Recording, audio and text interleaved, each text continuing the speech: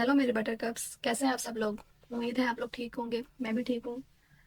हम नॉवल पढ़ रहे हैं खूबसूरत इंतकाम, जिसके राइटर का नाम है सफ़िया कुरैशी। तो चलें बगैर इस इंतज़ार के हम लोग अपना नॉवल स्टार्ट करते हैं। किस्त नंबर 2। जब भी वो मिनहल के बारे में सोचता, अपने हवासों में बिल्कुल भी नहीं रहता था। हालांकि वो खुद से वाकिफ था कि वो इंतकाम लेने वालों में से नहीं था, लेकिन अपनी मोहब्बत के ठुकराने का गम उसे अंदर ही अंदर खाए जाता। लेकिन अब सही मायनों में उसके दिल में मिनहल से इंतकाम लेने की आग भड़क उठ चुकी थी। वो किसी को कुछ भी कह लेता, लेकिन असल हकीकत तो ये थी, वो जो उससे भी छुप रह नहीं पाई थी। दूर मस्जिदों से फजर के अजानों की आवाजें भी आना शुरू हो गई थी। उसने चुनकर सामने लगी वॉल क्लॉक की सिम देखा तो सुबह के 5 बज रहे थे। ये रोज का मामूल था कि वो 2-3 घंटे ऐसे ही बैठ कर गुजारा करता, और उस वक्त का पता ही नहीं चलता था कि बैठे बैठे कितना वक्त गुजार दिया है। वो जल्दी से नमाज पढ़ने की गरज से उठा, वुजू करने वाशरूम में घुस गया। उसकी आज तक एक भी नमाज कजा नहीं हुई थी। वो हर नमाज वक्त पर अदा करता था। सुबह के तकरीबन 7:30 बजे का वक्त था। 5-6 बार फोन के अलार्म की घंटी बजने पर भी उसकी आंख नहीं खुली थी। वो भी बज बज कर बंद हो चुका था। परिंदे भी चहचहा चहचहा कर अब चुपचाप अपने आबोदाना की फिक्र में गलतान हो गए।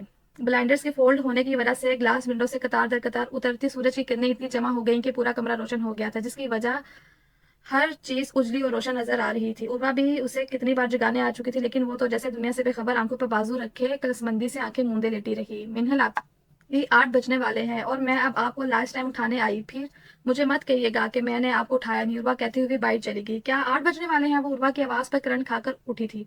ओ गॉड, ये मेरी आज कैसे नहीं खुली आंख। मैं कैसे इतनी देर सोती रहेगी। अगर मैं आज फिर लेट हुई ना तो जिराद सर ने मुझे आज कच्चा ही चुबा जाना है। वो बड़बड़ाती हुई जल्दी से वॉशरूम में घुस गई। अरे आप ही, ये नाश्ता कहीं भागा तो नहीं जा रहा जो आप इस तरह जल्दबाजी कर रही हैं। उर्वा डाइनिंग रूम में स्कूल यूनिफॉर्म में मलबूस कंधे पर बैग डाले दाखिल हुई थी। जब भी उसकी नजर डाइनिंग टेबल के पास खड़ी मिनहल को इतना उजरत में नाश्ता करते हुए पड़ी, जो जल्दी जल्दी एक हाथ से मुंह में पराठे से आमलेट के नवाले बना बनाकर डाल रही थी और दूसरे हाथ से जूस के गिलास से जल्दी जल्दी घूंट भर रही थी और नवाले निगलने की कोशिश कर रही थी, क्योंकि सुमेरा की सख्त हदायत थी कि खाली पेट घर से बाहर कदम भी नहीं रखना। उसने एक निगाह उर्वा पर डाली और टिश्यू से जल्दी जल्दी मुंह थपथपाते हुए बोली, उर्वा तुम्हें पता नहीं, अगर मैं यूं लेट पहुंची ना तो जिराज सर ने मुझे पूरा दिन क्लास से बाहर खड़ा रखना है। इसलिए मैं नहीं चाहती कि आज मेरे साथ ऐसा कुछ हो। उसने कहते साथ ही कुर्सी पर से अपना बैग उठाया, हवा के झोंके की मानित ये जा वो जा। उर्वा उसकी फुर्ती पर हक्का बक्का सी रह गई। आप ही बिना, हालांकि मैं उनसे छोटी हूँ और हरकतें ये ऐसी करती हैं जो मुझे करनी चाहिए। उर्वा ने सोचते हुए साथ झटका, खुद भी जल्दी जल्दी नाश्ता करने लगी थी। वो रोस्टम पर खड़ा लेक्चर दे रहा, जब भी गैर इरादी तौर पर उसकी नजर मिनहल पर पड़ी थी, जो पास बैठी अपनी क्लास फेलो तुबा के हंस हंस कर बातें करने में मसरूफ थी।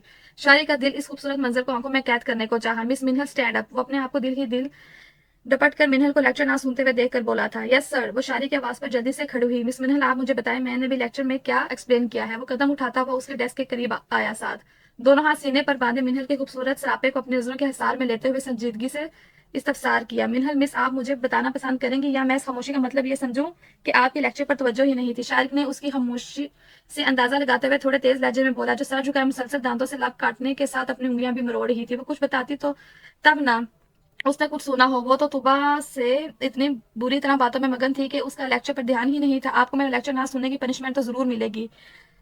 कैसी पनिशमेंट? मिनहल सार उठाए शारी को देखते हुए हकलाती हुई बमुश्किल बोली। आप अभी मेरे ऑफिस में आए, मुझे आपसे एक टॉपिक पर असाइनमेंट बनवाना है। शारिक ने कहा। सर कैसा टॉपिक? मिनहल ने नासमझी से पूछा। वो मैं आपको तब बताऊंगा जब आप मेरे ऑफिस में आएंगी। वो क्या था? वो क्लास से बाहर निकल गया। फिर से असाइनमेंट? मिनहल ने सोचते हुए गहरी सांस ली। अस्सलाम वालेकुम। सुबह खैर। बाबा प्रीशा चहकती हुई आन लिपटी थी, जो डाइनिंग टेबल पर बड़ी नमाक से बैठे करीब की ऐनक लगाए अखबार पढ़ रहे थे। वालेकुम अस्सलाम। उठ गई मेरी प्रिंसेस। उन्होंने नजरें बदस्तूर अखबार पर ही रखते हुए प्यार भरे लहजे से उससे कहा, जो अब उनके बराबर में बैठी जग से ग्लास में जूस उंडेल रही थी। प्रिंसेस, आप और एशल आज यूनिवर्सिटी क्यों नहीं गई? उन्होंने अखबार को फोल्ड करते हुए साइड पर रखते प्रीशा से इस्तफसार किया। बाबा, रात को देर से सोने की वजह से मेरी आंख देर से खुली थी और प्रीशा साहिबा की तो जैसे ईद ही हो गई। उसे तो मौका चाहिए बस सोने का, जो अब प्रीशा की बजाय ईशल की तरफ से आया था, जो हाथ में कैटल पकड़े डाइनिंग रूम में दाखिल हुई थी। प्रीशा उसकी बात पर जवाबन डिटाई से मुस्कुराती गई। सुबह खैर। अब वहां उमैस और अकब में इमाद दाखिल हुआ। खैरियत, आज तुम दोनों यूनी नहीं गई? उमैस चाय का सिप लेते हुए बोला। भाई, रात को देर से सोने की वजह से मेरी आंख नहीं खुल सकी, और प्रेशर साहिबा का तो आपको पता ही है। एशर फोक में फंसा ऑमलेट का पीस मुंह में रखते हुए बोली।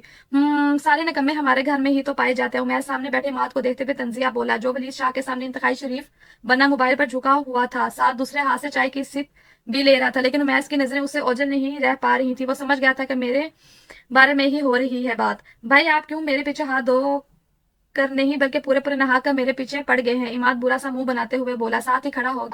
प्रिशा ने उसे जुबान चढ़ाई, जैसे कह रही हो हाय बेचारा। इमाद ने भी उसे आंखों ही आंखों में इशारा किया, जैसे कहना चाह रहा हो तुमसे मैं बाद में ही निपटूंगा। सर, ये कैसा टॉपिक है? शारिक ने जब मिनहल को असाइनमेंट के टॉपिक के बारे में बताया, उसकी आंखें हैरत से फटी फटी और मुंह खुला का खुला रह गया। वो पहले भी बहुत सी दफा मुख्तलिफ टॉपिक पर असाइनमेंट बना चुकी थी, लेकिन इस वाले असाइनमेंट के टॉपिक का सुनकर तो मिनहल का शारी के ज़हनी तवाज़ुन खराब होने का शक यकीन में बदल गया था। वो दोनों ऑफिस में थे। मिनहल ने उसके सामने वाली नशीद संभाली हुई थी और शारिक ने उसे शेर व शायरी पर असाइनमेंट बनाने के लिए कहा था। शारिक को इस बात का पता था कि मिनहल को शुरू से ही शेर व शायरी में कोई दिलचस्पी नहीं थी, तभी उसने मिनहल को इस पर असाइनमेंट बनाने को कहा और मिनहल का सोच सोचकर बुरा हाल था।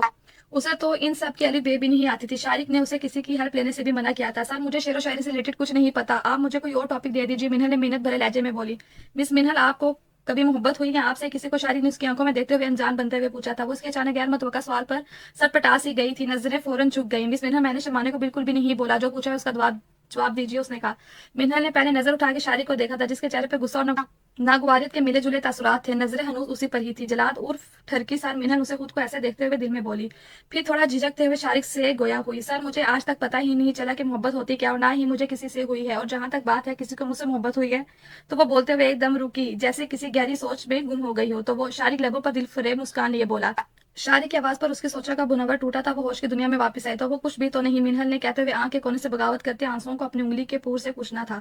मुकाबिल से वो भी आंसू ओझल नहीं रह पाए। वो समझ गया था मिनहल बात पलट गई। शारिक उसकी बात पर पहले मुस्कुराया, फिर थोड़ा आगे होकर बैठते हुए बोला, अच्छा, तो आपको आज तक पता ही नहीं चला कि मोहब्बत होती क्या? मिनहल ने जवाबन नफी में सर हिलाया। मैं बताता हूँ आपको मोहब्बत क्या होती है। मिनहल को आज शारिक की तरफ से झटके पर झटके लग रहे थे। वो पहले वो मुस्कुरा रहा था, अब वो उसकी तरफ इतने आराम से बात कर रहा था। शारिक को खुद के साथ इतने अच्छे रवैये पर वो बेहोश होते होते बची थी। मोहब्बत एक खूबसूरत एहसास का नाम है। इंसान मोहब्बत तो बहुत से लोगों से करता है, लेकिन वो एक ऐसी मोहब्बत भी करता है जो सिर्फ एक खास फर्द के लिए होती है। शारिक ने एक जज्ब के साथ मिनहल को देखते हुए बोलना शुरू कर दिया, जो जो हनूज वैसे ही सर झुकाए बैठी थी। जब हमें मोहब्बत होती है, उसमें इंसान की नींद उड़ जाती है, सारी रात जाकर आसमान पर तारे गिनता है, काम काज में दिल नहीं लगता, हर वक्त किसी का तस्वर दिल में बसा होता है। ये मोहब्बत एक तरफा भी हो सकती है और दो तरफा भी, यानी दोनों तरफ मोहब्बत की आग का दिया रोशन होता है। एक तरफा मोहब्बत की सूरत में एक ही तरफ चुपके चुपके मोहब्बत का तीर दिल में पेवस्त होता है, और दूसरी तरफ कोई खबर नहीं होती कि किसी पर क्या गुजरी है। और इस मोहब्बत में ये डर होता है कि अगर इजहार कर दिया और जवाब इनकार में आया तो क्या होगा। मेरे साथ भी ऐसा हो चुका है। मेरी मोहब्बत को भी आज से 5 साल पहले किसी ने बहुत बुरी तरह ठुकराया था। इसकी बात पर मीनल ठटकी चूं कर उसे देखा, जिसके चेहरे पर एक जख्मी सी मुस्कुराहट थी। खैर, हम आगे बढ़ते हैं, उसने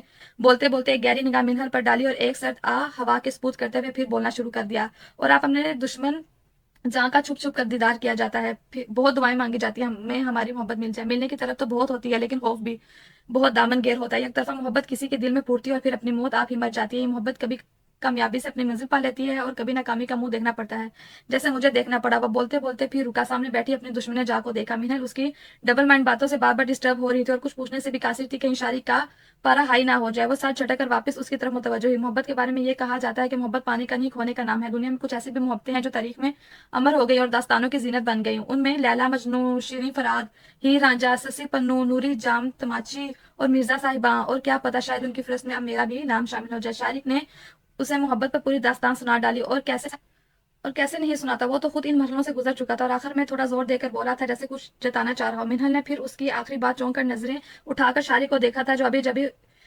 अभी अभी उसे ही देख रहा था। शारिक के इस तरह देखने पर उसे चिढ़ सी होने लगी थी। वो भी उस बात को अच्छे से महसूस कर रहा था कि मिनहल उसकी नजरों से घबरा रही है, लेकिन वो क्या करता, वो तो खुद अपने दिल के हाथों मजबूर था। जब भी वो उसके सामने होती, वो उसे देखने से गुरेज कब कर पाता था। मिस मिनहल, मेरी बात अभी खत्म नहीं हुई और ना ही मैंने आपको यहाँ से जाने को बोला है। वापस बैठी शारिक मिनहल को अपनी जगह से उठते हुए देखकर बोला था, जो शायद वहां से भागने के चक्कर में थी। शारिक के कहने पर ना चाहते हुए भी वापस बैठ गई थी। हाँ, तो मिस मिनहल, मेरा आपको ये सब बताने का मतलब सिर्फ यही था कि शेर व शायरी का और गजलों की गहराई मफहूम वही लोग समझ पाते हैं जो किसी से मोहब्बत करते हैं, या वह जो अपनी मोहब्बत में हारे हुए या जिन्हें बहुत ही गहरा गमे दिल हो, जैसे मुझे है। शारिक ने फिर कुछ जताने वाले अंदाज में मुझे पर ज्यादा जोर दिया। वो इसकी बात पर जवाबन सिर्फ सर खलास सकी। मिनहल कुछ समझ नहीं पा रही थी, वो उस पर आज कौन कौन से राज दिल अयां करना चाह रहा था। मिस मिनहल, आप मुझे कल इस पर असाइनमेंट नहीं सही मोहब्बत पर एक अच्छा सा एक शेर जरूर सुनाएगा। अब आप यहाँ से जा सकते हैं। शारिक ने कहते हुए साथ शहादत की उंगली उठाकर उसे जाने का इशारा किया। तुम कुछ भूल गई हो, कुछ यादें हैं तुम्हारी, कुछ बातें हैं तुम्हारी, तुम्हें याद हो ना हो, मुझे सब याद है। मिनहल ने बाहर जाने के लिए दरवाजा खोलने के लिए नाव पर हाथ रखा ही था, अचानक उसकी समातों में एक गमगीर और किसी कदर मानूस सी आवाज में पड़े गए शेर पर यखलकत उसे झटका सा लगा। वो वक्तन चौंकी थी, ना चाहते हुए भी पलट के शारी की तरफ देखा, जो अब चेहरे के सामने कोई किताब खोले बैठा था। वो साकत खड़ी रह गई। मिस मिनल, क्या हुआ? आप अभी तक गई नहीं और आपकी तबीयत तो ठीक है ना? शारिक ने उसे ऐसे खड़े हुए देखकर इस साथ जिसके चेहरे पर हवाइयां उड़ती हुई साफ नजर आ रही थी, साथ माथे पर पसीने की नन्ही बूंदे भी चमकती हुई आवाजें थी। सर, आपने अभी कोई शेर पढ़ा था? मिनल ने शारिक से पूछा। मैंने तो नहीं। शारिक ने नासमझी से माथे पर बाल डाले। मिस मिनहल, मुझे आपकी तबीयत कुछ ठीक नहीं लग रही। ऐसा करें, आप क्लास में जाएं और रेस्ट करें। इस शेर से अचानक उसकी आंखों के सामने किसी अक्स किसी का अक्स लहराया तो उस शेर को तो वो अच्छी तरह पहचान सकती थी। मिनहल का आज वैसे ही शारी की बातों से सही मायनों में अब दिमाग माउफ होने लगा था। अब ये शेर वो जल्दी से ऑफिस से बाहर निकल गई।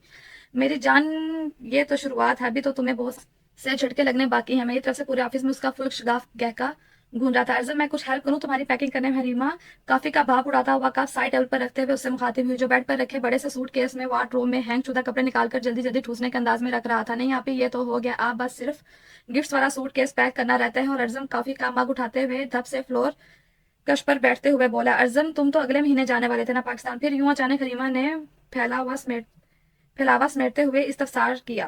जी आपी, मेरा तो यही प्रोग्राम था, लेकिन आपकी भाभी साहिबा ने बहुत तंग कर रखा है। 2 साल हो गए मुझे यहाँ आए हुए। मजाल है इन 2 सालों में ईशा ने मुझसे एक बार भी मेरी कॉल या मैसेज का रिप्लाई दिया हो। जब कभी घर वालों से भी स्काइप पर बात होती है तो मोहतरमा कोई भी बहाना बनाकर इधर उधर हो जाती है। मुझे समझ नहीं आता किस बात पर नाराज बैठी है मोहतरमा। अर्जुन मग के किनारों पर उंगलियां फेरते हुए नजरें चुकाई संजीदगी से बोला, वो 2 साल से कनाडा में हरीमा के साथ ही राज वजीर था। ईशन मेरी जॉब, अब चुप भी कर जाओ। मैं मम्मा पापा से तुम्हारे और अपने बारे में बात करने जा तो रहा हूँ। वो दोनों टेरेस पर खड़े हुए थे। ईशा ने जब से सुना था उसका अदील शाह के दोस्त के बेटे से रिश्ता आया है, जब से वो रोने का शुगर फरमा रही थी। अर्जम उसे कब से चुप करवाने की कोशिश कर रहा था, लेकिन वो कुछ सुनने पर राजी ही नहीं थी, सिर्फ आंसू बहाए जा रही थी।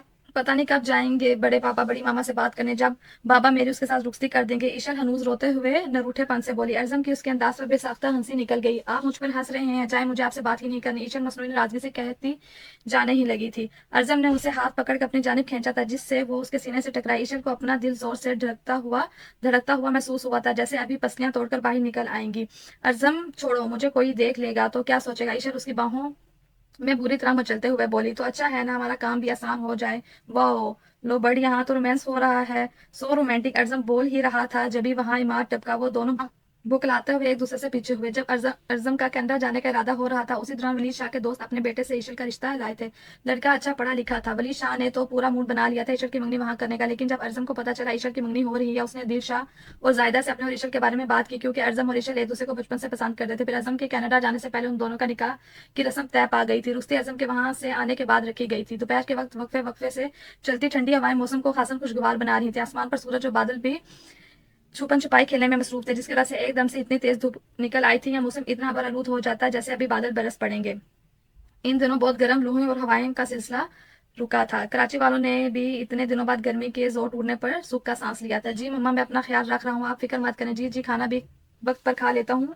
वो फोन कान से लगाई यूनिवर्सिटी के लान में जलता जा रहा था और साथ शर्मीन से बात भी कर रहा था। ठीक है मम्मा, मैं आपसे बाद में बात करता हूँ, मेरी क्लास का टाइम हो रहा है। वो एक हाथ से दूसरे हाथ में फोन मुंतकिल करते कान से लगाते हुए बाएं हाथ में पैनी रिस्ट वॉच देखते हुए बोला, मम्मा आप तो मुझे ऐसे नसीहतें कर रही हैं जैसे मैं कोई छोटा बच्चा हूँ, खुदा हाफिज। दूसरी जानिब शर्मीन ने उससे कुछ कहा था, उसने झंझला कर कहते हुए फोन बंद कर दिया। जब भी उसकी नजर सामने दरख्त के पास खड़ी मिनहल के घबराए हुए चेहरे पर पड़ी थी, और साथ ही कोई लड़का भी खड़ा था जो चेहरे पर मुस्कुराहट लिए न जाने उससे क्या कह रहा था। साथ मिनहल का हाथ पकड़ने की कोशिश भी कर रहा था। वो मंजर देखकर उसके गुस्से से रगें तन गईं और उसने सेकंड मीनिंग लगाते हुए उन तक पहुंचा। क्या कह रहा है ये? उसने सामने वाले शख्स को नजरअंदाज किए डायरेक्ट मिनहल से पूछा था। अचानक उसे वहां देखकर मिनहल और घबरा गई। रुस्ना शारिक का उस पर बराह रास्त सर्द अंदाज में पूछने से वो रोना शुरू होगी। आप उससे क्या पूछ रहे हैं? मुझसे पूछे, मैं बताता हूँ। ये मुझ पर लाइन मार रही थी और साथ डेट पर चलने की भी ऑफर कर रही थी। सामने वाले शख्स की इस तरह डिटाई से झूठ बोलने पर मिनल की आंखें फटी फटी रह गई और रोने की शिद्दत में इजाफा हो गया था। शारिक ने पहले एक निगाह मिनल पर डाली। वो उससे तो जब कुछ पूछता ना, जब वो अपने आंसू आना बंद करती। फिर लम्हा जाए के बगैर उस शख्स के मुंह पर एक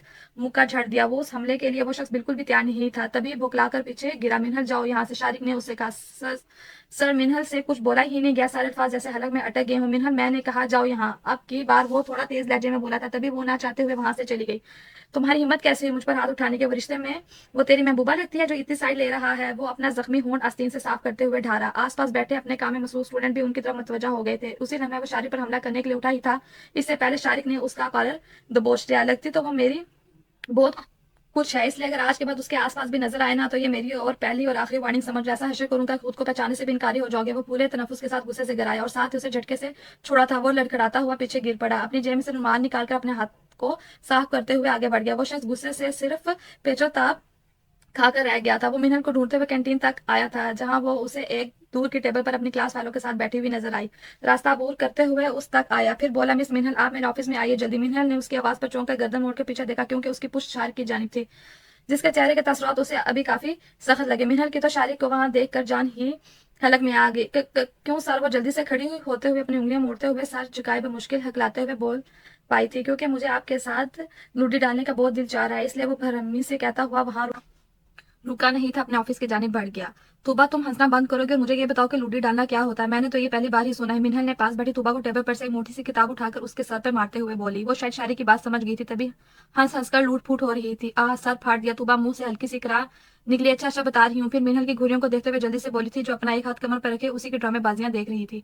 आई थिंक लूडी पंजाब का एक मशहूर नाच है, जो बहुत से लोग मिलकर आगे पीछे एक दायरे में हरकत करते हैं। इसमें कोई गाना वगैरह नहीं गाए जाते, सिर्फ खंडों बाजू को लहराते और जिस्म के अंग अंग को लचकाते मस्ती और बेखुदी की हद तक पहुंचने की कोशिश करते हैं। ढोल के इर्द गिर्द नौजवान मर्द और औरतें हल्का बांध कर नाचते हैं और चक्कर काटते हैं। इसमें पाँव की हरकत ज्यादा होती है और लह लह कर ऐसे इशारे करते हैं गोया ढोल को छूना चाहते हो। तोबा ने उसे पूरी तफसील से आगाह किया था। तुम्हें इसके बारे में इतनी तफसील कैसे पता? तुम क्या पहले लूडी चैंपियन रह चुकी हो क्या? मिन्हा ने लूडी पे पूरी तफसील सुनने पर तूबा से हैरत से पूछा। तूबा इस बात पर हंसकर बोली, अरे नहीं नहीं, असल में लोग हम पठान है ना, तो मैं बहुत पहले अपनी कजन की शादी में गाँव गई थी और वहां मैंने लूडी डालते हुए देखी थी। मिनहल इस बात पर जवाबन मुस्कुराई, फिर ना समझी से बोली, तो क्या सर ने मुझे ऑफिस में यूं बुलाया है? मिनहल ने तूबा से पूछा। नहीं ना पागल, कुछ और काम होगा, तुम जाओ तो सही। अंदर जाओ ना जाओ। अगर मैं गई और सर मुझे फिर से डांटा तो वो काफी देर से उसके ऑफिस के बाहर खड़ी उस कश्मकश का शिकार थी कि ऑफिस में जाए ना जाए। वैसे उन्होंने क्यों बुलाया होगा? कहीं उन्होंने उस लड़के की बात पर यकीन ना कर लिया और वो ये समझे हो कि मैंने उससे ये सब कहा है? नहीं नहीं, उसने सोचते हुए झर्री सी ली, फिर खुद में बहुत सारी हिम्मत मुजतमा करने के बाद दरवाजे को नॉक करने के लिए हाथ बढ़ाया। कम इन अंदर से शारी की बारोब आवाज आई। उसकी आवाज पर मिन्हा ने नॉब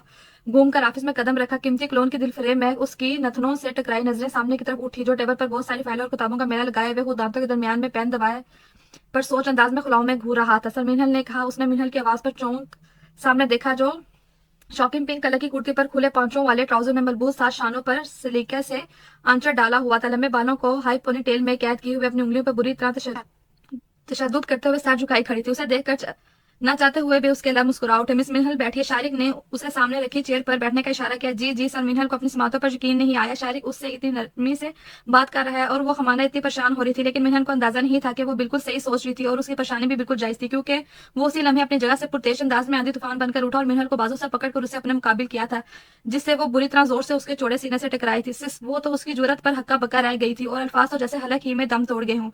उससे कुछ बोला ही नहीं गया था। परिशे, मुझे पकड़ो। मिनहल परिशे के साथ पकड़म पकड़ाई खेल रही थी। वो भागती हुई किसी से बुरी तरह जा टकराई। इससे पहले वो जमीन पर बोस होती, सामने वाले शख्स ने उसे बाजू से पकड़कर अपने मुकाबिल किया। उफ बोंगे, तुम कहां से टिपक पड़े लगता है, और तुमने मेरा सर ही फाड़ दिया। मिनहल को अपने सर पर तारे घूमते महसूस हुए थे। देखकर नहीं चल सकते क्या? और तुम्हारी हिम्मत कैसे हुई मुझे हाथ लगाने की? और शारी की गिरफ्त से अपना बाजू छुड़वाती हुई नागवारियत से बोली। जैसे अब शारी का मिनहल को देखकर पारा हाई हो जाता है ना, ऐसे जब मिनहल उसे देखकर हाइपर हो जाया करती थी। वजह उसका गेटअप थी, जो मिनहल को बिल्कुल भी नहीं बाता था, इसलिए वो उसे शुरू से ही नापसंद किया करती थी। सिस, वो अपना चश्मा ठीक करते हुए, ओ प्लीज अब हकलाने ना बैठ जाना, वो बोल ही रहा था, जब भी मिनहल ने उसे हकलाते हुए देखकर दो टोक लहजे में कहा। हालांकि वो बिल्कुल सही बोलता था, लेकिन जब मिनहल उसके सामने आती थी वो ऐसे ही हकलाने लगता था। वो माजी का ख्याल झटक कर वापिस से गोया हुआ। जैसे तुम दूसरों के सामने जुबान चलाया करती थी, अगर इसी तरह तुम उस शख्स के सामने भी मुंह से कुछ फूट लेती ना, तो वो तुम्हारे साथ बिल्कुल भी बदतमीजी करने की कोशिश नहीं करता। शारी गुस्से से सुर्ख होती आंखों से मिनहल को बड़ी बड़ी कांच जैसी ब्राउन आंखों में देखते हुए उसके बाजों पर दबाव डालते हुए ढारा साथ ही उसे झटके छोड़ा। मीना ने जल्दी टेबल का कोना थमा था, जिसकी वजह से वो गिरते गिरते बची थी। वो लंबे लंबे डंग भरता हुआ बाहर निकल गया, लेकिन दरवाजे के जोर से बंद करना नहीं भूला था। मिनहल एकदम चेयर पर डह सी गई। उसे पता ही नहीं चला कि कब बेजान आंसू से उसका चेहरा भीगता चला गया था। वो तो बस उसकी सख्ती से कहे गए लफ्जों पर गौर कर रही थी। मेरी जात में तो इस कदर शामिल है कि मुझको मेरी सांस भी अपनी नहीं लगती। राबिया बेटा, अगर चाय बनाने जा रही हो तो एक कप मेरे लिए भी बना देना, बड़ा ही सर दुख रहा है। सलमा राबिया को किचन की तरफ बढ़ते हुए देखकर बोली थी, जो आबन सादत मंदी से सारी लाकर किचन में चली गई। सलमा उसके बराबर में पास ही आप बैठी, जो लाउंज में दोनों पैर सोफे पर चढ़ाई एलईडी स्क्रीन पर नजर मरकूज किए मसरूफ अंदाज में कुछ देख रही थी। उन्होंने नागवार सी नजर स्क्रीन पर डाली, जहां कोई मशहूर जमाना सीरियल चल रहा था। सांस ललकारती हुई बहू फंकारती हुई उनके दरमियान सैंडविच बना एक बेचारा घुघियाता हुआ मर्द। पता नहीं हमारे चैनल्स वालों को क्या होता जा रहा है। नाजरीन का ध्यान बटाते हुए खुद भी उस मकाम तक आ गए हैं। वही एक से घिसे फिटे मौजू, वही चलतरबाजियां, नाचाकियां, बदमजाजियां। आखिर सिखाना क्या चाह रहे हैं ये हमारी नस्लों को? मेरी तो समझ से बाहर। असल में नजरें बस दस्तूर स्क्रीन पर रखते हुए बोली, मम्मा क्या है आपको? जब से बैठी हैं बोली चली जा रही हैं, सारा मजा खराब करके रख दिया। परिशे मुंह बनाते हुए बोली, परिशे मैंने तुम्हें कितनी बार कहा है ऐसे ड्रामे मत देखा करो, समझ नहीं आते तुम्हें मेरी बात? सलमा उसकी तरफ देखते हुए गुस्से से बोली थी। इंतहाई जहर लगते थे उन्हें ऐसे सीरियल, उनसे अच्छे उन्हें वो टॉक शो अच्छे लगते थे, जहां हमारे माशरे के बड़े अदाकारों का फान अरूज पर नजर आता था। ईशा रिमोट कहाँ है? हटाओ परे उन्हें। बहू बेटियों के घरों में ऐसे ड्रामे चलेंगे तो क्या बनेगा हमारे माशरे का? तोबा तोबा, दफा भी कर दो। अब सलमा चीट कर बोली थी। परिशा ने झट रिमोट घुटने के नीचे खिसका लिया। ईशा रिमोट ढूंढने के लिए इधर उधर झातियां मारती फिर रही थी। उसे समझ नहीं आया आखिर मोड़ गया तो कहाँ गया, जमीन खा गया, आसमान निकल गया। फिर हार कर कंधे चुकाते हुए वहीं बैठ गया। अरे वहां से डायरेक्ट ही बंद करके परे कर दी नामराज शक्लों को। सलमा को गुस्सा आने लगा था। ईशर प्लीज हाथ मत लगाना, अब ही तो ट्विस्ट आया है स्टोरी में, देखने दो क्या होता है। प्रीशा ईशर को आगे बढ़ते हुए देखकर जल्दी से बोली, प्रीशा तुम्हें सुनाई नहीं दे रहा मम्मा ने क्या कहा है? ईशर ने उसे घूरा। कर दो बंद, असल चाबी तो मेरे पास है, मैं फिर लगा लूंगी। उसने घुटने के नीचे से रिमोट निकल कर हवाओं में लहराया। ये ले चची जान चाय। तभी राबिया उन्होंने चाय का कप पकड़ाया। जीते रहो मेरी बच्ची, खुश रहो, अल्लाह तुम्हें सदा सुहागन रखे। सलमा ने राबिया को ढेर सारी दुआएं दी डाली। वो निहाल होती किचन की जाने वापस बढ़ गई। मम्मा आप कभी कभी तो मुझे बिल्कुल भी अच्छी मम्मा नहीं लगती। चलो राबिया भाभी के साथ बात करते हुए आपकी आंखें चमक उठती हैं और समझे तो देखना भी और मुझे तो देखना भी आपको गवारा नहीं करती, प्रीशा फूले मुंह के साथ कहती हुई उनकी गोद में सर रखकर लेट गई। अरे अरे लड़की बाउली हो गई हो क्या? उतान हाथ अभी चाहिए जाते तो उन्होंने मुश्किल का पीछे किया तो मेरा मुंह जल जाता और आप खुश हो जाती। प्रीशा आंखों में शरारत ये बोली, दूर फिटे मुंह, हमेशा उल्टी ही बकवास करोगी, कभी अच्छी बात ना करना, ना समझदारी से काम लेना, बड़ा सता रखा है तुमने। सलमा ने उसे एक चपत रसीद की। वो हंसकर आंखें मूंद गई। आहा कितना सुकून है यहाँ पर। ईशल और राबिया किचन के पास खड़ा मुस्कुरा रही थी। ये प्रीशा भी ना बहुत बड़ा ही ड्रामा है, दोनों का मुश्तरका ख्याल था। शाम का धुंधला तारीख में तब्दील हो चुका था। बेड पर कोनियों के बल ऊंधी लेटे चेहरे के सामने लैपटॉप खोलकर उसमें कुछ सर्च कर रखा था, जिसके स्क्रीन पर वो वक्फे वक्फे से निगाह जल्दी जल्दी नोटबुक पर कलम चला रही थी। जब उसे लगता मैंने यहाँ लिखने में कुछ गलती की है तो पेन को दांतों के दरमियान में दबाए उलझन पर और पुरसोच निगाहों से नोटबुक पर लिखी हुई तहरीर को चेहरे के नजदीक किए देखने लगती थी। 3 घंटे हो गए थे, वो दस्तूर उसी पोजीशन में थी। मुसलसल लिखने के बायस अब तो उंगलियां भी दर्द करने लगी थी, लेकिन वो कब से जो तलाश करने की कोशिश में लगी हुई थी उसे वो अभी तक नहीं मिला था। 3 घंटे जाया करने के बाद भी उसे ऐसा कोई शेर समझ नहीं आया था जो शारी को सुना सकती। उसका दिल अब सही मायनों में सर दीवार मारने पर दे मारने को चाहा, लेकिन उसका भी क्या फायदा होता, नुकसान तो अपना ही होना था। उसने ये इरादा भी तर्क करके प्रीशा से हेल्प लेने का सोचा। साइड टेबल पर से मोबाइल उठाकर प्रीशा का नंबर डायल करने लगी। प्रीशा तुम फ्री तो हो तो प्लीज यहाँ आ जाओ, मुझे तुम्हारी हेल्प चाहिए। कॉल मिलते ही वो जल्दी से बोली, कैसी हेल्प? प्रीशा ने इस्तफसार किया। व्हाट? मिनहल सर शारिक ने तुम्हें शेर सुनाने को कहा है? मिनहल की पूरी बात सुनने के बाद प्रीशा ने हैरत ज़दा सी होकर रह गई। हाँ यार मुझे तो वैसे भी सर शारिक का ज़हनी तवाज़ुन खराब लगता है। पता नहीं वाद मुझसे कैसी बहकी बहकी बातें कर रहे थे, मैं कुछ समझ ही नहीं पाई। सिर्फ इतना ही अंदाजा लगा सकी कि वो बहुत बुरी तरह किसी के इश्क में मुब्तला है, किसी ऐसे के इश्क में जो उन्हें हासिल ही नहीं हो। और वो शारिक की सब ही बातें ज़हन में लाते हुए बोली, मिनहल तुम्हें याद है शारिक भाई कितनी अच्छी शायरी किया करते थे? प्रीशा ने कहा। मिनहल ने अचानक से शारिक का जिक्र आने पर मोबाइल को कान से हटाकर नागवारी से घूरा, फिर दोबारा कान पर लगाकर बोली, प्रीशा तुम्हारे कहने का मतलब क्या है? मैं उस भोंगे से मदद लूं? हाँ ले लो, वैसे उसमें कोई मुज़ाहिरा तो नहीं है। प्रीशा का अंदाज शरारत से भरपूर था। क्या है प्रीशा? इस भोंगे का जिक्र करके तुमने सारा का सारा मूड खराब कर दिया। मिनहल चिढ़कर बोली। फिर काफी देर बाद तक दोनों इधर उधर की बातें करती रही। प्रीशा मैं तुमसे बाद में बात करती हूँ, मुझे शायद मामा बुला रही है, चलो ठीक है खुदा हाफिज। दूसरी जाने प्रीशा ने कहकर लाइन ड्रॉप कर दी। मिनहल तुम भी हमारे साथ घर चलो, काफी दिन हो गए तुम्हें आए हुए। वो तीनों घर की वापसी के लिए यूनिवर्सिटी के बाहर खड़ी हुई अपने अपने ड्राइवर का वेट कर रही थी। तभी ईशर ने मिनहल से कहा, नहीं यार मुझे सर शादी के टेस्ट की तैयारी करनी है, वो मुझे पहले ही वार्निंग दे चुके हैं। मिस मिनहल अगर आपका कल भी टेस्ट खराब हुआ तो पनिशमेंट के लिए तैयार रहेगा। उसने शादी की नकल उतारी। आज तो जैसे उन्होंने बड़े लड्डू पेड़े देख क्या लाए थे। मुझे ईशल और प्रीशा ने एक दूसरे को देखा और नफी में सारी लाए, जैसे कह रही हूँ ये तो हो गई शुरू। इतने में उनका ड्राइवर भी आ गया था। मिनहल तुम हमारे साथ चलो, हम तुम्हें ड्रॉप कर देंगे। प्रीशा गाड़ी का दरवाजा का लॉक खोलते हुए पलट कर मिनहल से बोली, नहीं तुम लोग जाओ, मैंने ड्राइवर अंकल को फोन कर दिया है, वो आते ही होंगे। चलो ठीक है जैसे तुम्हारी मर्जी। वो दोनों गाड़ी में बैठकर चली गई। सामने से 2 शख्स बाइक पर आते हुए अपने ही मगन में मिनहल को अकेला खड़ा हुआ देखकर उसमें से एक आगे वाले शख्स चेहरे पर कमीनगी मुस्कुराहट लिए बोला, अबे सामने देख हमारा शिकार अकेला खड़ा हुआ है। उस पर फैसल ने कल मुझ पर हाथ उठाया था ना, अब देख मैं क्या करता हूँ इसके साथ। कहाँ रह गए ड्राइवर अंकल? अभी तक नहीं आए, मेरी तो खड़े खड़े टांगे दर्द करने लगी हैं और ऊपर से इतनी गर्मी, दुपट्टे के पल्लू से पेशानी पे आया पसीना साफ करते वो आंखों पे हाथ का झचा बनाते हुए आसमान की तरफ मतलाशी नजरों से देखा कि शायद किस्मत यारवीं कर दी और कहीं से बादल का टुकड़ा आके गोले को ढांप ले, मगर ऐसा कोई इम्कान नजर नहीं आ रहा था। ऐसा करती हूँ कॉल करके पूछ लेती हूँ। ड्राइवर अंकल आप अभी तक आए नहीं? फोन मिलते ही जल्दी से बोली, क्या 1 घंटा लगेगा? लेकिन क्यों? आप अब मत आएगा, मैं ऑटो लेकर घर जा रही हूँ। मुसीबत है गाड़ी को भी आज ही खराब होना था। वो फोन रखते हुए बड़बड़ाई, फिर नजरें वीरान सड़क पर जमा दी जहां उक्का दुक्का गाड़ियां आ जा रही थी। काश मेशल और प्रीशा के साथ ही चली जाती है तो मिनहल है, लेकिन ये अभी तक यहाँ क्या कर रही है? शारी गाड़ी में वहां से गुजर रहा था। फ्रंट मिरर से उसकी नजर मिनहल पर पड़ी जो सामने से रोड क्रॉस कर रही थी। वो गाड़ी को रिवर्स करने लगा। अबे ये कहाँ है? टिपक पड़ा।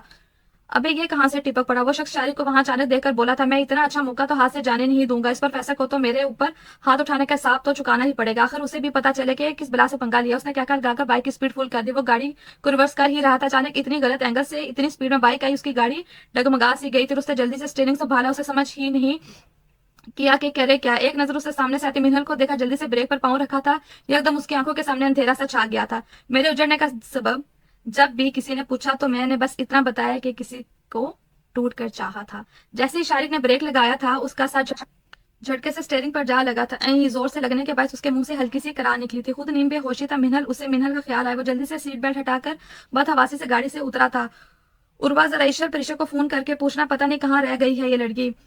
सुमेरा परेशान होते हुए बोली थी, मम्मा मैंने ईशर आपी को फोन किया था, वो भी ये कह रही थी मिनहल आपी हमारे सामने ड्राइवर का वेट कर रही थी, उन्होंने उनसे कहा हमारे साथ चलो। वो कहने लगी तुम लोग जाओ, मैंने ड्राइवर अंकल को फोन कर दिया, वो आते ही होंगे। लेकिन ड्राइवर अंकल तो कह रहे हैं, मेरी मिनहल से जब बात हुई थी तो वो गाड़ी खराब होने का सुनकर कहने लगी आप मत आइएगा, मैं ऑटो में घर जा रही हूँ। उर्वा ने सुमेरा को बताया था। फिर ये अभी तक आई क्यों नहीं? पहले तो कभी ऐसा नहीं हुआ, मेरा तो दिल बैठा जा रहा है। मम्मा परेशान ना हो सकता है आप ट्रैफिक में फंस गई। उर्वा ने उन्हें तसल्ली देनी चाहिए, लेकिन दिल तो उसका भी परेशान हो रहा था। जी पहले आप ये मेडिसिन लेकर मुझे बताइएगा, फिर नेक्स्ट टाइम मैं आपको कुछ विटामिन वगैरह दूंगा।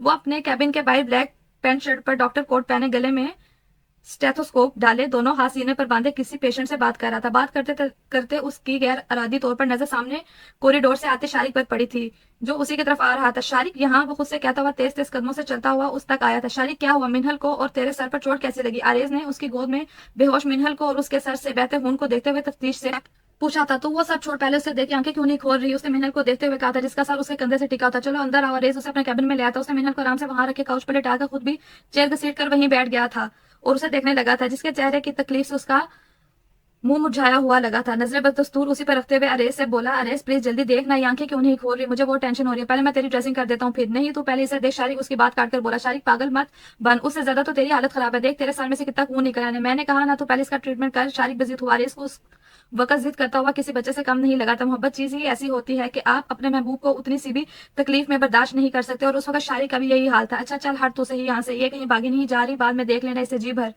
भर के वो उसे वहीं जमे देखकर बोला था, जिसकी निगाहें अभी अभी उस पर ही थी। वो मुस्कुराता वोट कर साइड पर खड़ा हो गया था। डॉक्टर अरेस, आपने मुझे बुलाया? जब नर्स ने अंदर आते हुए पूछा। जी मुझे लगता है उनके हाथ पर फ्रैक्चर आया है, आप पहले इनका हाथ का एक्सरे करवा लें, फिर इनकी बैंडेज करके उन्हें पेन किलर का इंजेक्शन भी दे दीजिएगा। वो मिनहल का हाथ का जायजा लेते हुए प्रोफेशनल अंदाज में बोला और साथ शारिक को अपने साथ बाहर चलने का इशारा भी किया था। नर्स सर हिलाते हुए मिनहल की तरफ बढ़ गई थी। उसने कसमसाते हुए आंखें खोली। सर शदीद दर्द की लिपट में था। सबसे पहले उसे नामानूस जगह का एहसास जगा था। उसकी आंखें खुलते ही बंद हो गई थी, जिसका सबब कमरे में जलने वाली लाइट थी। यहाँ फिर बहुत देर आंखें बंद रहने की वजह से उस ऐसा हुआ था। उसने दोबारा आहिस्ता आहिस्ता आंखें खोली और आपकी बार कामयाब रह गई। सिंध सोनिया लतीफ सिंध में, मंजा लाल लतीफ असिंध में, मंजा सहून शरीफ सिंध में, मंजा शाह भुटाई सिंध में, आह अजरक टोपी शाल ना, सिंध दी आ पहचान ना, मंजा म्यूजिक बने हुसन बादशाह।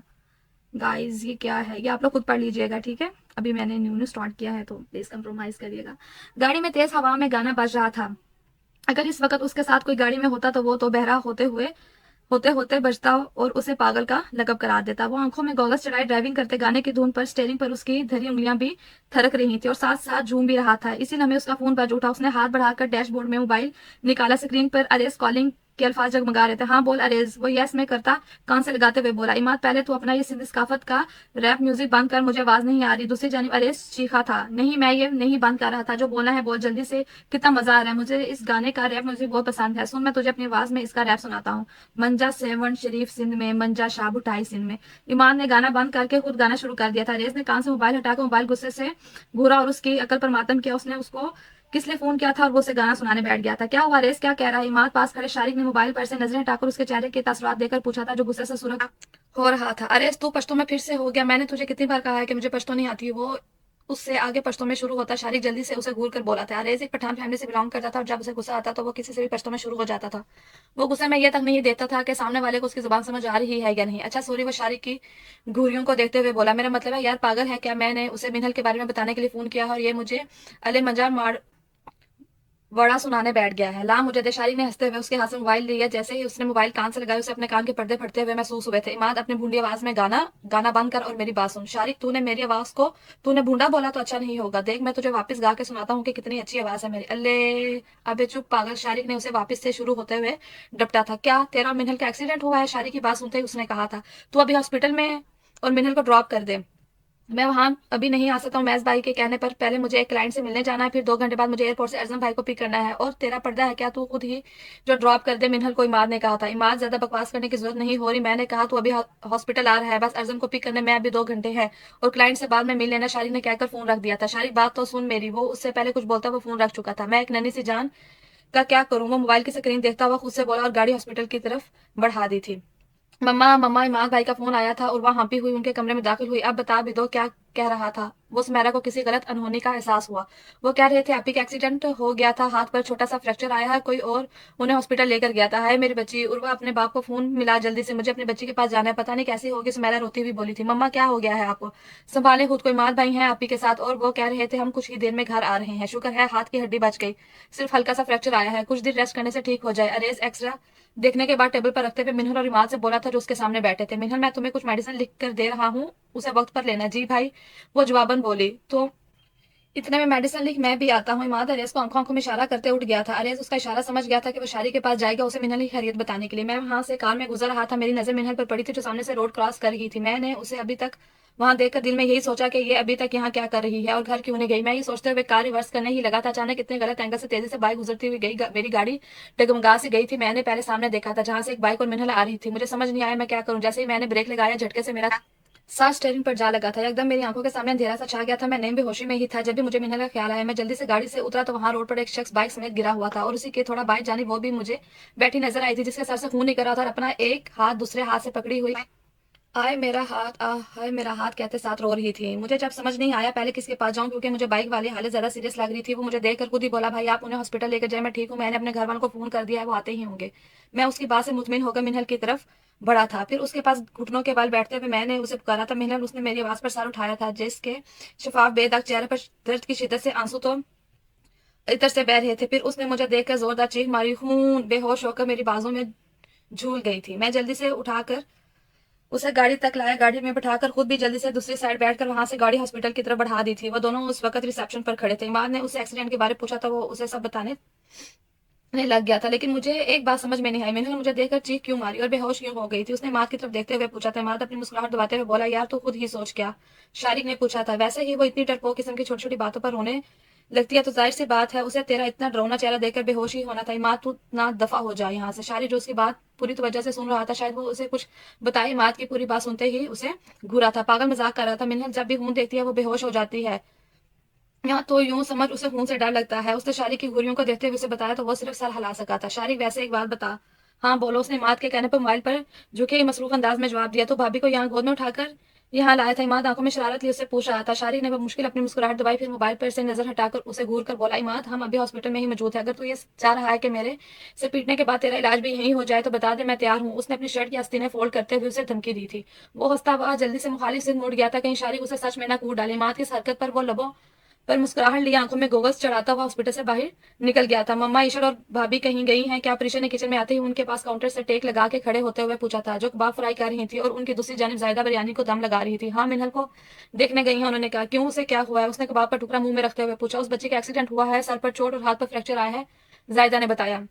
अच्छा, मुझे तो नहीं पता, तुम्हें दुनिया में सोने से फुर्सत मिले तो कुछ पता हो ना। सलमा ने एक खुशमगीन निगाह से उसे नवाजा था। वो यूनिवर्सिटी से आकर जो सोई थी अब जाके 6 बजे के करीब उठी थी। लाई मम्मा, मैं आपकी हेल्प कर दूं? प्रीशा ने कहा। नहीं भाई, माफ करो, मुझे पता है तुम कैसी हेल्प करती हो। कबाब अभी जो फ्राई में है ना, अगर मैं तुमसे फ्राई करवाई तो फ्राई पैन समेत नीचे गिरे हुए होंगे। तुम हेल्प करने के बजाय ऊपर से सारा काम बढ़ा देती हो, उन्होंने कहा था। जहां सलमा की बात पर प्रीशा ने उन्हें देखा था वहीं ज्यादा भी मुस्कुराई थी।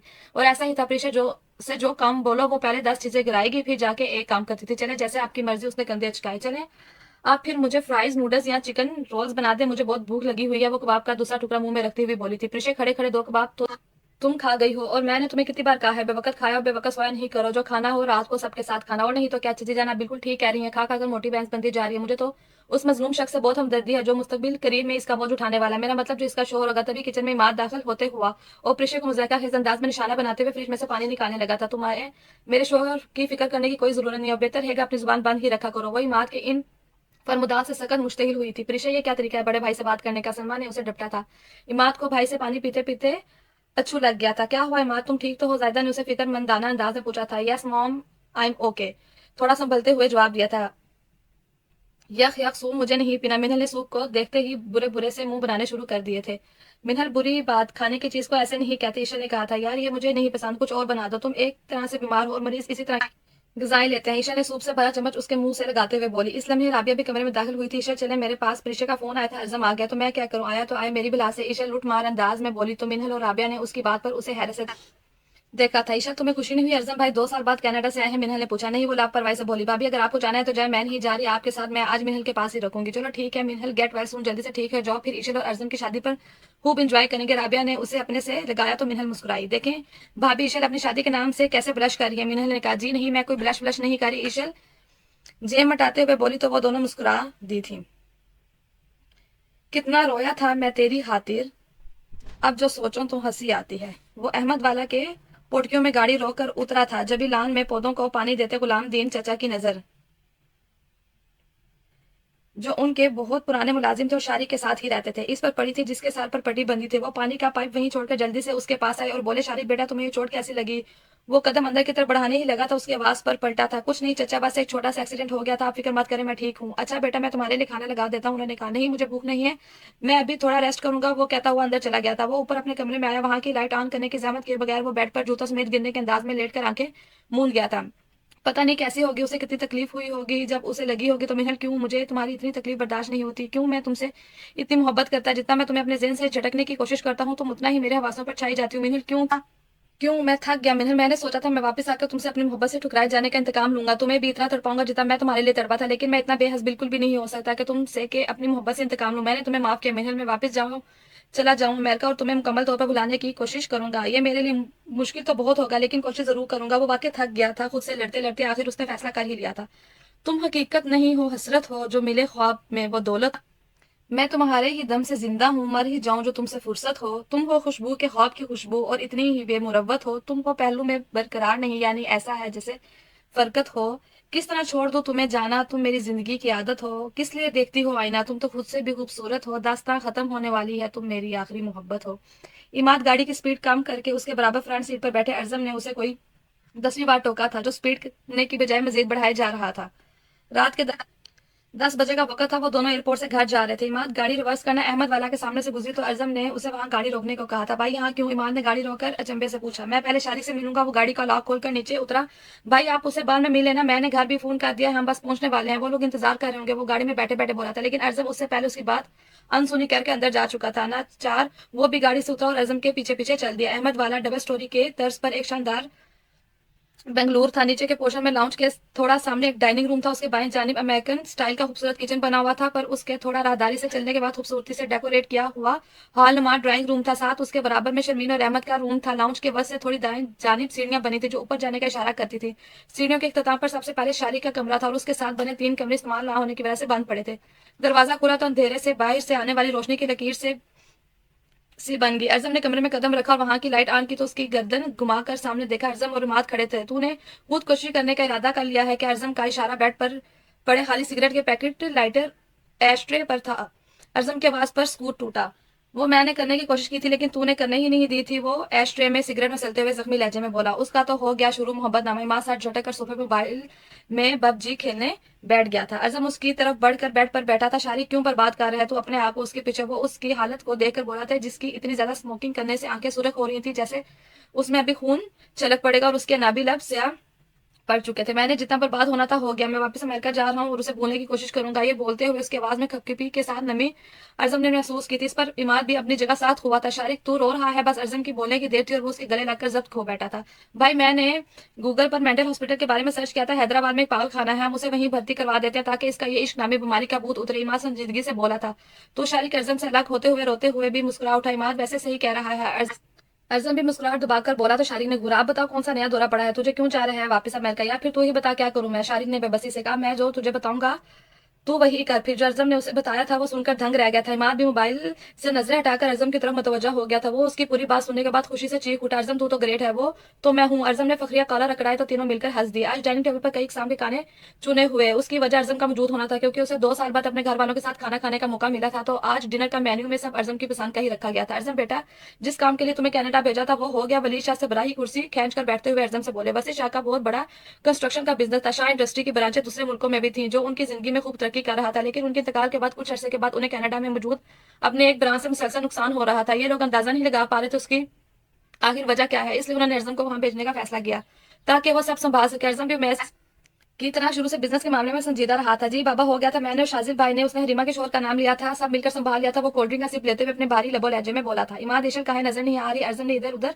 नजर दौड़ाते बेचैनी से पूछा, भाई भाभी आपके आने का सुनकर यहाँ से फरार हो गया। इमाद तकरीबन उसके कान में घुसकर बोला था। अर्जुन ने मुश्किल अपनी मुस्कुराहट दबाई थी। डैड मैं सोच रहा अब कि ऐसा कुछ मसला हुआ ना तो बिग बी के बदले मैं जाऊंगा। इमाद ने पीछे की तरफ देखते हुए कहा था, जो खाना खाने के साथ बराबर में बैठी राबिया से भी बातें कर रही थी। मैं ये सोच रहा हूँ इमाद के दिमाग में इतना अच्छा ख्याल कैसा है। मैज ने रजानिया का पीस छुरी और कांटे से कट करते हुए शरारती अंदाज में कहा तो सबके लबों पर तबस्सुम बिखर गई। नहीं नहीं ये खून है, मैं किसी का खून नहीं कर सकती, किसी को कत्ल नहीं कर सकती। नहीं नहीं ये झूठ है, ये झूठ है। आह खून।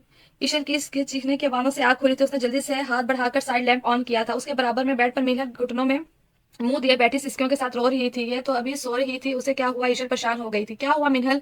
ईशल ने उसके कंधे पर हाथ रखे परेशानी से पूछा था। उसने उसकी आवाज पर आंसू से तर और पसीने से शराबूर चेहरा ऊपर उठाया और लम्हा जाए के बगैर उसके गले लगकर फिर से रोना शुरू हो गई थी। मिनहल बताओ तो सही हुआ क्या? ईशल ने एक हाथ से उसके बाल सुलाते हुए फिर पूछा था। ईशल मुझे एक ख्वाब नजर आया कि मेरे से किसी का कत्ल हुआ है। वो शख्स पूरा खून में लथपथ था, लेकिन मैं उसका चेहरा देख नहीं पाई। वो कौन था? ईशा तुम ही बताओ, मैं किसी को कत्ल कर सकती हूँ? वो सिसकियों के साथ रोते हुए बोली थी। मिन्हर तुम उसे एक बुरा ख्वाब समझकर भूल जाओ। हमें ख्वाब में वो नजर आता है जो हम पूरा दिन सोचते हैं या जो हमारे जेहन में होता है, वही फिर हमें रात को ख्वाब की सूरत नजर आता है। जैसे तुम्हारे जेहन में आज ये था कि तुम्हारा एक्सीडेंट हुआ था, वही तुम्हें नजर आया होगा। ईशा ने उसे खुद से अलग किया और साथ साइड टेबल पर रखा पानी का गिलास उठाकर उसे थमाया। ये लो पानी पियो और सो जाओ। वो एक ही सांस में पानी को गिलास खाली कर गई थी। चलो आप लेट जाओ। ईशा ने उससे गिलास लेकर रखा और दोबारा लाइट ऑफ कर दी थी। मिनल वापस लेट गई थी। नींद तो अब उसे आनी नहीं थी। वो रात भर बस करवटें बदल बदल कर उस ख्वाब के बारे में ही सोचती रही थी। वो जो ग्राउंड ट्रैक से आकर अभी शॉवर लेकर चेक ट्राउजर पर ब्लैक टी शर्ट पहने टॉवल से बालों को रगड़ रहा था, निकला था जब उसका साइड टेबल पर पड़ा फोन बज उठा था। स्क्रीन पर बाबा कॉलिंग के अल्फाज जगमगा रहे थे। वो जेर मुस्कुराया। अस्सलाम वालेकुम बाबा, कैसे हैं आप? वो कॉल यस में करते हुए मोबाइल कान से लगाते हुए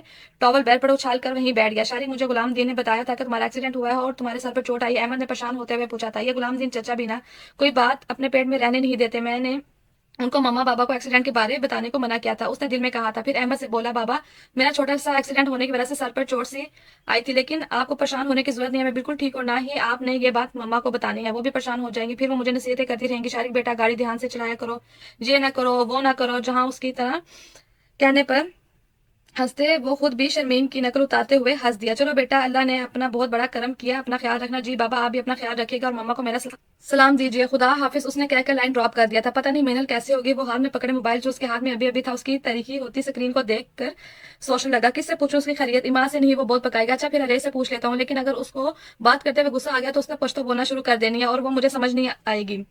उससे भी नहीं। उसने यह इरादा भी तर्क किया। हाँ मैं अर्जुन से पूछ लेता हूँ, वो मुझे ईशा से पूछकर बता देगा। उसने जल्दी जल्दी अर्जुन का नंबर डायल किया और मोबाइल कान से लगाया था। दूसरी जानिब बेल जा रही थी। Arjun please pick up the call. Arjun भाई आपका फोन कब से बज रहा है? उठा लेना, मेरी नींद खराब हो रही है। हफ्ते में एक ही दिन तो मिलता है देर तक सोने का, आप वो भी खराब करने पर तुले हुए हैं। वो गहरी नींद में थे जब उसके बराबर में लेटे माँ ने फटर ही में से मुसलसल उसके फोन की बजती बेल से जो उसकी नींद में खलल डाल रही थी झंझलाकर बोला था। वो उसकी आवाज पर हड़बड़ाकर उठा और सामने लगी वॉल क्लॉक की सिम देखा जो तकरीबन दोपहर के 12 बजा रही थी। फिर उसने लेटे लेटे ही हाथ बढ़ाकर साइड टेबल पर से अपना फोन उठाया था। हाँ बोल शारिक।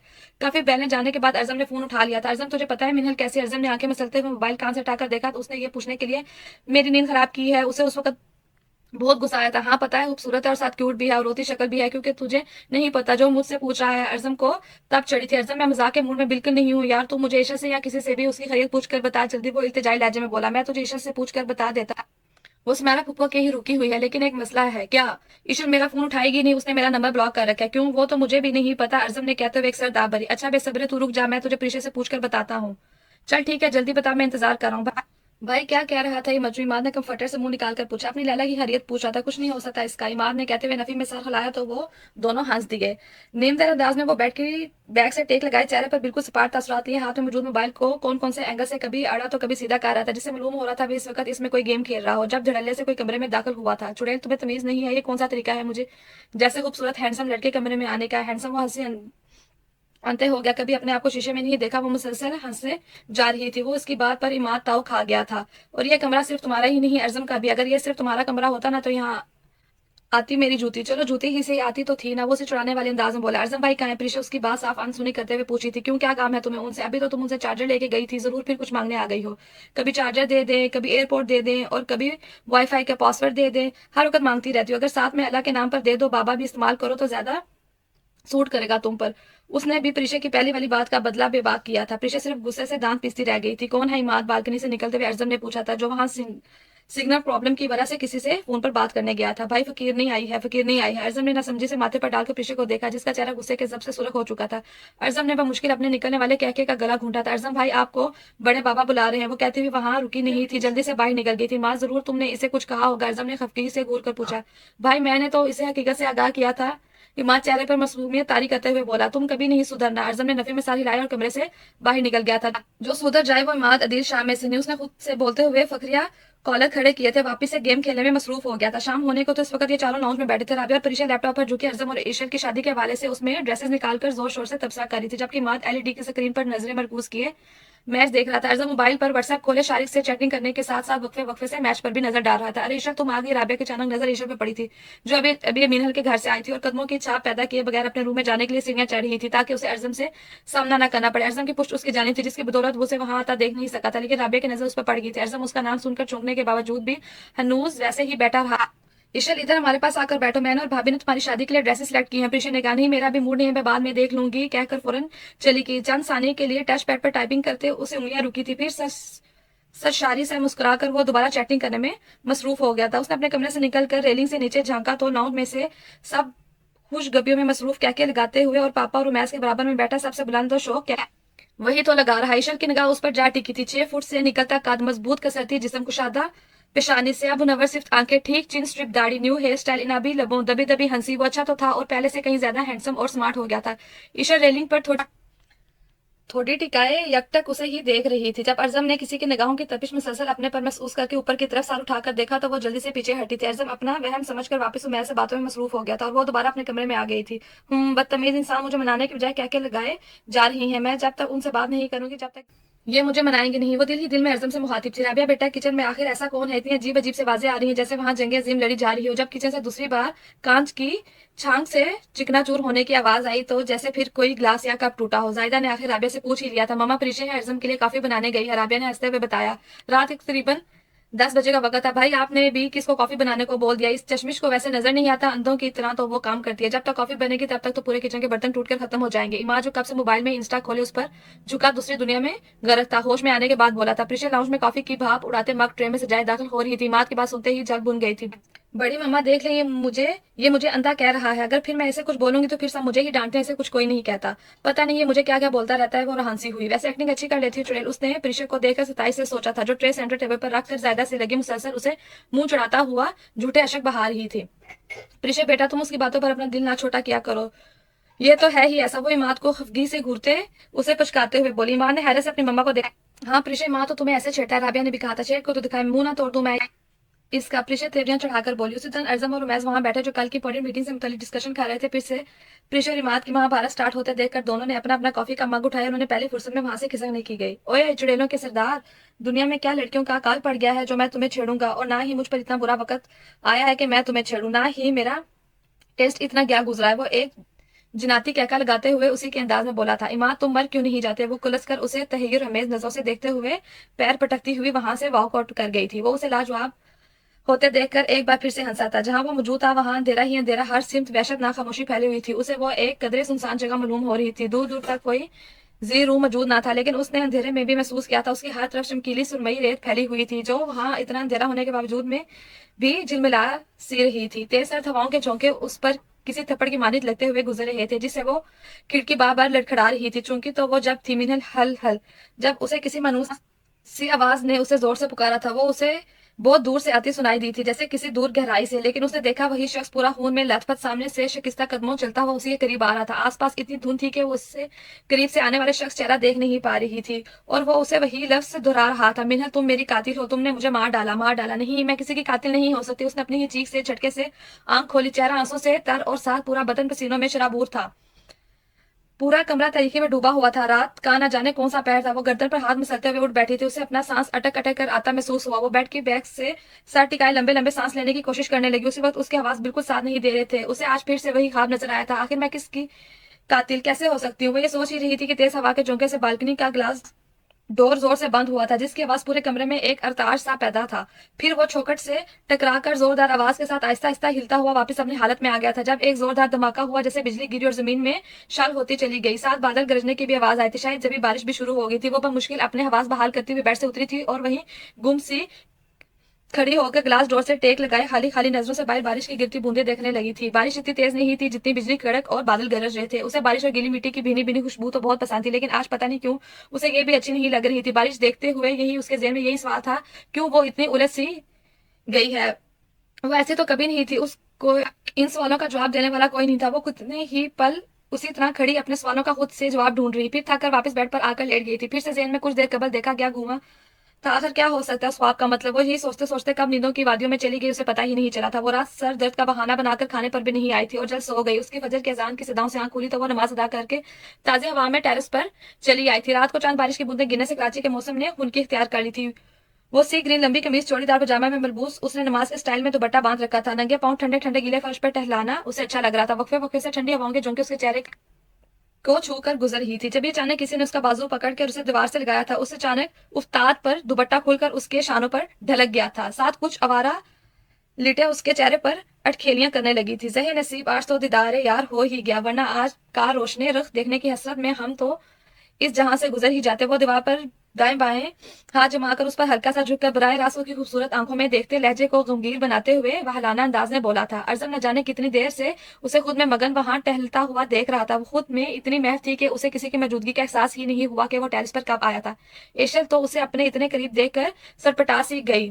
धड़कने बेतरतीब सी होने लगी थी, लेकिन कुछ बोले बगैर उसने नाराजगी से मुंह फेर लिया। सूरज तुलू होने में शायद कुछ वक्त था। 400 में लग जा सा अंधेरा और खुशगवारी ठंडक माहौल को काफी खुशगवार बना रही थी। उसे उसके हसीन नाराज से मुखड़े को देखकर उसे हंसी भी आई। वो जानता था ईशर बहुत जिद्दी है, छोटी छोटी बातों पर बिना वजह नाराज होने वाली वो ऐसी ही थी। गलती ईशर की क्यों ना हो, लेकिन उसे मनाना अर्जम को ही पड़ता था। मेरी जान अब बता भी दो, मुझे इस नचीज से इस बार कौन सा जुर्म हो गया जो आप मुझसे नाराज है। अर्जम ने नरमी से पूछते हुए थोड़ी सी उसका चेहरा अपने मुकाबिल किया। मुझसे बात ही मत करें तो अच्छा है, इंतहाई झूठे इंसान है आप। झूठा? अर्जम ने इस तरह इल्जाम लगाने पर उसे हैरत से देखा। ऐसे क्या देख रहे हैं जैसे आपको कुछ पता ही नहीं है। उसे हैरत से खुद को देखता हुआ बोली। अर्जम ने मुस्कुराते हुए अचानक से उसे करीब किया था। वो समझ तो गया था वो किस बारे में बात कर रही है। सॉरी, मैं मानता हूँ मैंने तुमसे झूठ बोला था, लेकिन वैसे तुम मुझे कनाडा जाने नहीं देती और मुझे वहां काम के सिलसिले में जाना भी जरूरी था, इसलिए मैंने झूठ बोला था। लेकिन मुझे क्या पता था ये झूठ मुझे इतना महंगा पड़ेगा। तुम मुझसे 2 साल तक बात ही नहीं करोगी। Is not fair. जब अर्जम का कनाडा जाने का हो रहा था उसने ईशर को यही बताया था वो 1 हफ्ते के लिए काम के सिलसिले में इस्लामाबाद जा रहा है, क्योंकि उसे पता था वो उसे बिल्कुल जाने नहीं देगी। फिर उसे बाद में पता चला कि अर्जम इस्लामाबाद नहीं बल्कि कनाडा गया है, वो भी 2 साल के लिए। जब ईशर को अपने बेवकूफ बनने पर बहुत गुस्सा आया था उसने अर्जम का नंबर तक ब्लॉक कर दिया था और उसे नाराज हो गई थी। ईशर ने कुछ बोले बगैर उसके कंधे से सर टका दिया था। आपको पता है वो अब उसके नरमी से बात सुला रहा था। मैंने आपके इन 2 सालों में कितना मिस किया। उसकी आंखों के गोशे भीगने के साथ आवाज में नरमी उतर आई थी। पागल लड़की, तुम तो रो रही हो, उसे गुस्से अलग करते हुए इशारा से पूछा था। ईशर ने भीगी आंखों से घूरा। अच्छा बाबा, मेरी तौबा, जब मैं तुम्हें छोड़कर जाऊं या कभी झूठ बोलूं। खुश, अब तो माफ कर दो। अर्जम अपने कान पकड़ते हुए बोला था तो वो मुस्कुरा दी थी। वो दोनों लाइब्रेरी में जाने के लिए कॉरिडोर से गुजर रही थी। अचानक क्लास से गैर मामूली शोर के आवाजों से रुककर क्लास के अंदर देखने लगी थी, जहां तुबा उस्मान जो उन ही के क्लास फेलो थे उनके कॉलर पकड़े गुस्से से भरी पश्तों में पता नहीं क्या क्या कह रही थी। ये इन लोगों का फ्री पीरियड था, इससे क्लास में स्टूडेंट्स ना होने के बराबर थे और जो थे वो इन हमाक से तुबा का फ्री टिकट शो देख रहे थे। उस्मान बेचारा काफी घबराया हुआ लग रहा था। मैं कहाँ फंस गया, बस उसका इन सब में इतना कसूर था। तुबा ने उससे नोट्स मांगे थे, उसने देने से इनकार कर दिया था। वो यूनिवर्सिटी में नया था, इसलिए शायद अभी तक वो तुबा के गुस्सा को नहीं जानता था। तुबा को उसे कोई चीज देने से या उससे बात करने से इनकार कर दे फिर तो तुबा उसे छोड़ती नहीं थी। जैसे भी बेचारे उस्मान की ही मिसाल ले लो। तूबा छोड़ो, इसे क्या कर रही हो। प्रीशा ने बढ़कर उस्मान को उससे आजाद करवाया था। जब भी उस्मान ने सुख का सांस लिया था लेकर जाओ अपनी इस पागल दोस्त को। वो अपनी शर्त दुरुस्त करते हुए बोला। हमको पागल बोला, हम तुम्हें छोड़ेगा नहीं। वो वापस उसे मारने के लिए आगे बढ़ी थी और वो हर बढ़ाकर जल्दी से 2 कदम पीछे हुआ था।